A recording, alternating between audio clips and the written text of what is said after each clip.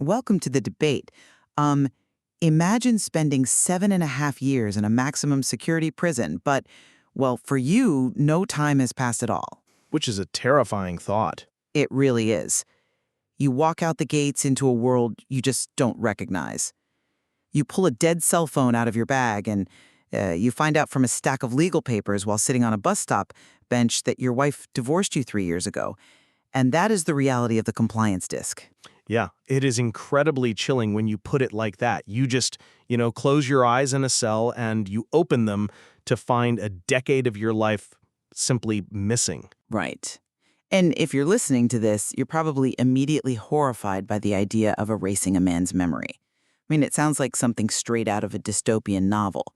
But today we are examining a remarkable first-hand account from a retired Belmarsh prison officer, someone with 31 years of service. Which is a massive amount of experience in that environment. Exactly. And his account forces us to look past that initial horror and, well, face a much more complex reality about the penal system. Because the system this technology replaced was an absolute nightmare. It really was. So the core tension we are exploring today is whether an intervention that virtually eliminates prison violence and drastically reduces reoffending can be considered a success, if it fundamentally erases the prisoner's conscious experience of their own sentence and rehabilitation. Right. It's a massive philosophical threshold we're crossing as a society.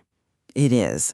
And, well, I look at the math and the human reality presented in this text, and I have to conclude that the compliance disc is a profound utilitarian and moral good.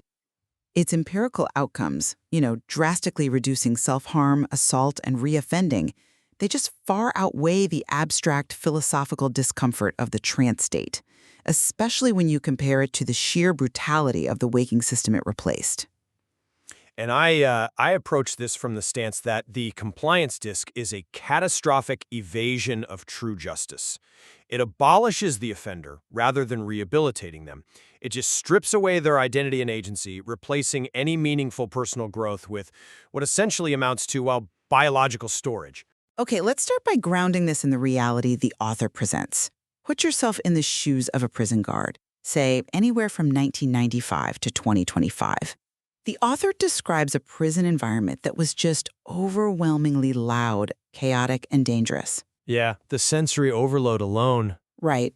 Men banging on doors for hours, shouting across the landings, nightly suicides. The psychological toll of that noise alone on both the inmates and the staff, it must have been staggering. Staggering doesn't even cover it, really. Reoffending was running at 63%. Think about the human cost of that number out in the world, the sheer volume of future victims. And inside the walls, self-harm was endemic. Which the staff had to deal with every single day. Exactly. Officer assaults were so high that the ministry actually stopped publishing the numbers in 2017. They were politically unmanageable. The author himself, he mentions he was stabbed with a sharpened toothbrush. Right. And a colleague of his was left permanently in a wheelchair after a riot. The system was objectively failing. But then the compliance disc is introduced in 2031, and the results are practically miraculous. The statistics do shift dramatically, yes. Self-harm drops by 91%. Officer assaults down 94%. Prisoner-on-prisoner violence drops by 96%. In the trial year alone, there was 0 suicides. The numbers are undeniably compelling, I'll give you that. Because the primary duty of the state is harm reduction. Romanticizing the waking prison ignores the reality that it was a bloodbath. The disc provides a humane, nonviolent solution that, well, it keeps inmates, officers, and society safe. Look, I want to be clear here. I do not romanticize the horrors of that era. The text makes it painfully obvious that the conditions from 1995 to 2025 were a disgrace. Absolutely. No one is arguing we should return to an environment where officers have to wear stab vests just to walk down a landing. But acknowledging that terrible history doesn't make the disc a cure. It makes it an anesthetic. An anesthetic that stops the bleeding, though. But we need to talk about how this technology actually works. Because the manufacturers use this incredibly sanitized term, right? A prolonged restorative interval. Which sounds quite pleasant, honestly. Right. People hear that and they might picture a retreat or maybe some mild sedation. But we have to look at the mechanism. The disc isn't a lobotomy. It's a localized neurological dampening. Meaning it targets specific functions of the brain while leaving others completely intact. Exactly. It severs the hippocampus's ability to encode long-term episodic memory while leaving procedural memory completely functional. That's how these inmates can comply with every metric. They still go about their days. Right. They eat, they work in the shops, they go to education classes, but they retain absolutely nothing of the days themselves. They live in a permanent present tense trance. But they are functioning, and more importantly, they are safe. Functioning is not experiencing. A legal sentence must be consciously experienced to hold any meaning. The state takes your time so you can confront what you have done. The disc removes the time entirely, and in doing so, it removes the confrontation. I see why you think that, but let me give you a different perspective on what we mean when we use a word like erasure. You call it the destruction of a person, but look closely at the case study of Daniel Hollis during his 3.5 years on the disc. He wasn't just vegetating in a corner. He was awake. Technically, yes. More than technically, because his procedural memory was intact, he actually completed his level 2 literacy. He held down a workshop placement. He had a perfect disciplinary record. Because he couldn't form the intent to rebel. But he even gained 8 kilos.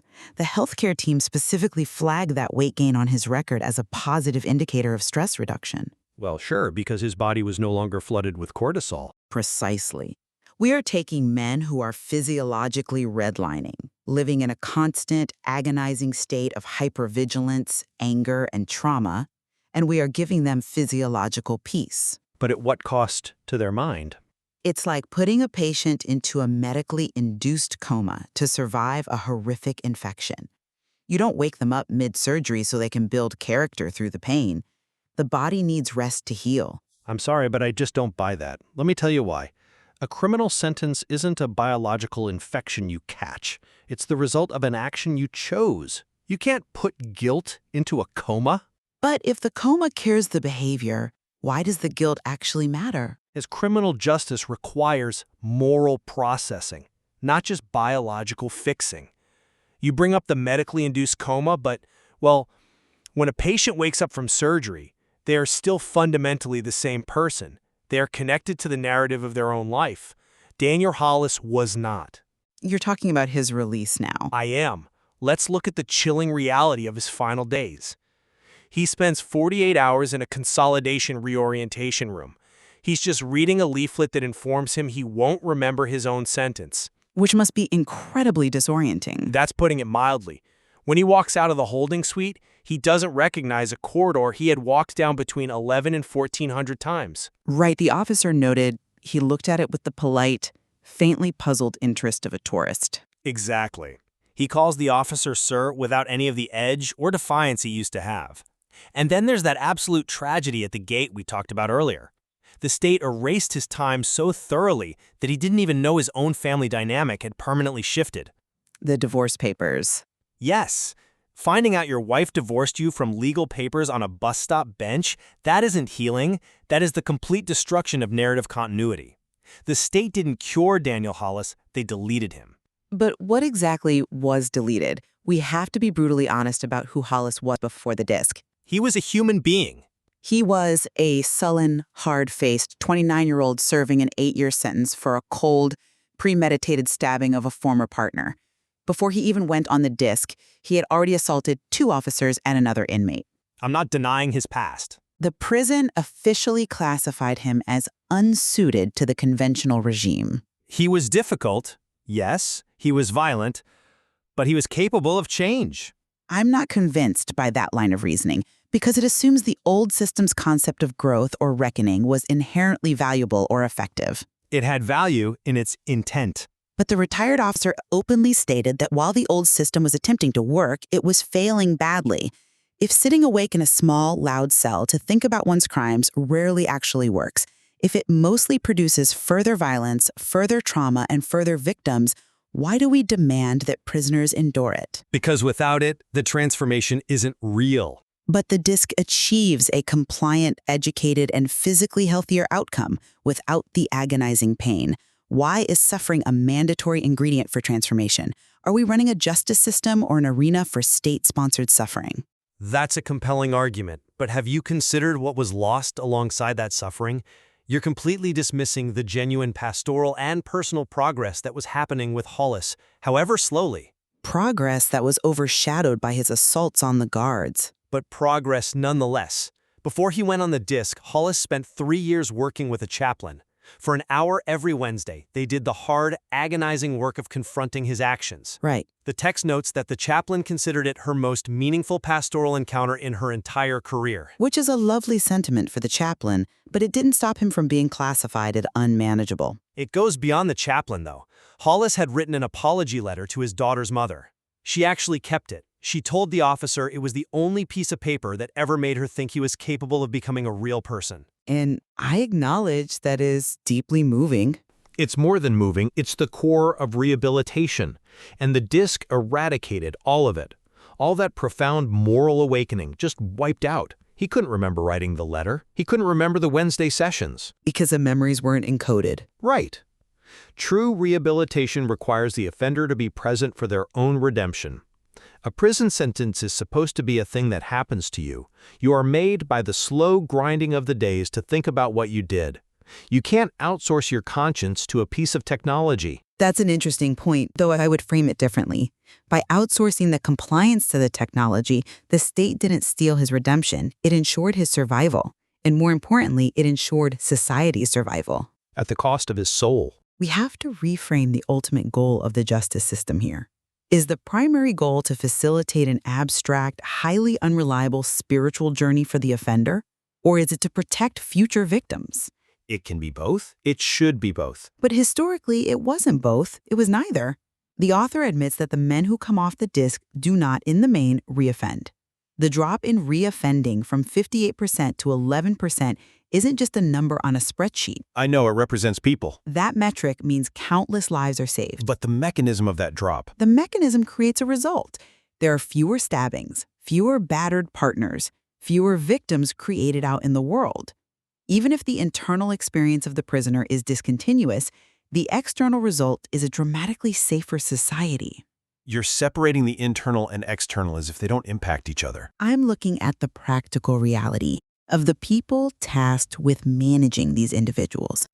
The officer himself admits he was profoundly relieved when Hollis signed the consent form. Why? Because he no longer had to go home to his family wondering which of his colleagues Hollis was going to swing at the next day. I understand the relief for the staff. The disc properly manages individuals who simply cannot function in the conventional regime. We have to weigh the philosophical purity of conscious reckoning against the very real, visceral safety of thousands of innocent people. I come at it from a different way. I challenge the true cost of that 11% figure. You say it saves lives, and you point to the drop in violence inside the prison walls, but we have to look at the horrific aftermath of Daniel Hollis's release. He struggled, undeniably. Re-entry is always hard. Struggled is a massive understatement. Wait, let me make sure we are looking at the exact same outcome here. You know the letter he wrote to the officer 2 months later from a Lewisham hostel? Yes, the one where he questioned his own actions. He wrote, and I quote, "I do not understand what I did. I do not feel that I did it. The man who did it is not me." He literally asks the officer who he was so he can decide whether to try to become him again or become someone else, or if the question even makes sense. Wait, let me pause and make sure I fully understand the implication of that Lewisham hostel letter. Are you saying that because he felt completely disconnected from his past crime, that somehow invalidates the fact that he is no longer a physical threat to society? I'm saying it invalidates the rehabilitation. But if society is undeniably safer, does his profound internal confusion negate that safety? Who exactly is society punishing if the entity that committed the crime feels entirely divorced from it? That is exactly my point. If the person released doesn't feel connected to the crime, then you haven't rehabilitated a criminal. You've just created a deeply traumatized amnesiac, and we see how that trauma resolves. What is the ultimate tragedy in the text?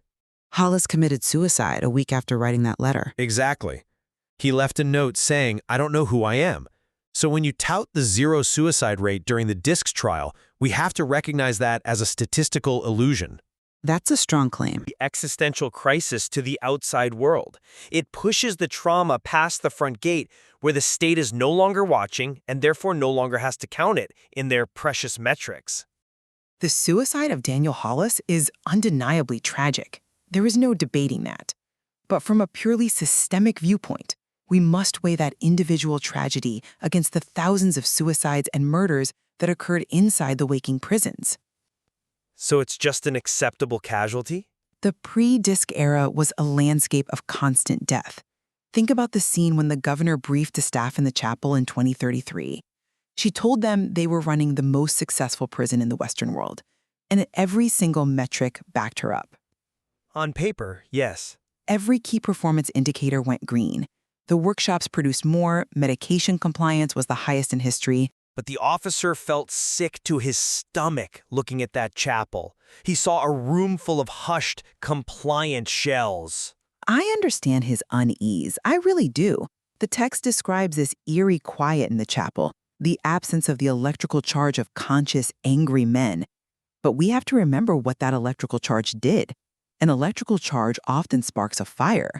The DISC extinguished those fires. By extinguishing the men themselves? It is a harsh utilitarian calculus, yes.